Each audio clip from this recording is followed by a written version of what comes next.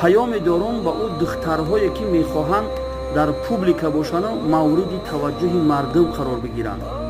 خواهرای عزیز، پوبلیکا برآمدن برای شما بجز بدبختی، بجز شرمندگی چیزی دیگر نمیآورد. همون آبروی نبودگی را از شما میریزانند.